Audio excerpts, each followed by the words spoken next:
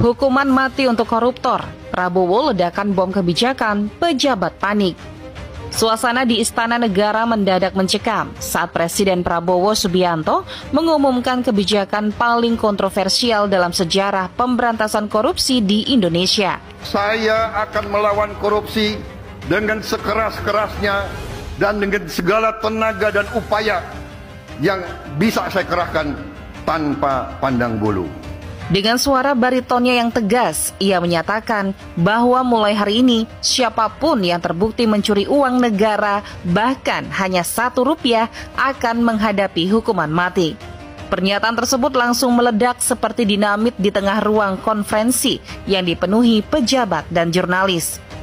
Banyak yang awalnya mengira ini hanyalah retorika kampanye yang tak akan pernah terwujud. Namun dalam hitungan menit, kebijakan ini resmi dituangkan dalam peraturan pemerintah pengganti Undang-Undang Perpu, memberikan kewenangan luar biasa bagi Kejaksaan Agung dan Komisi Pemberantasan Korupsi KPK untuk menindak para pelaku tanpa ampun. Reaksi pun beragam. Media sosial meledak dengan dukungan dari masyarakat yang sudah muak dengan korupsi. Namun di sisi lain, banyak pejabat mulai gelisah. Beberapa langsung mengecek ulang laporan keuangan mereka, sementara yang lain bahkan dikabarkan mengalami serangan jantung akibat ketakutan. Di kantor-kantor pemerintahan, suasana berubah drastis. Seorang kepala dinas di Jawa Tengah yang pernah menggelapkan dana operasional sebesar Rp3.750 untuk rapat fiktif mendadak didatangi petugas KPK. Pejabat yang dulu menganggap uang kecil bukan masalah, kini justru bisa berakhir di hadapan regu tembak. Tak hanya di birokrasi, efek domino kebijakan ini mulai terasa di sektor usaha. Kontraktor mengeluh karena pejabat daerah kini terlalu takut menandatangani pencairan dana proyek.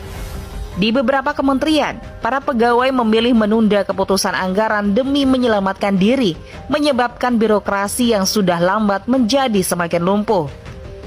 Di tengah kepanikan ini, beberapa kepala daerah mencoba meminta kejelasan hukum terkait batasan korupsi skala kecil. Namun hingga kini belum mendapat jawaban. Sementara itu KPK mulai kewalahan menangani ribuan laporan yang masuk, sebagian besar justru berasal dari para pejabat yang ingin menyelamatkan diri dengan menyerahkan kolega mereka sendiri.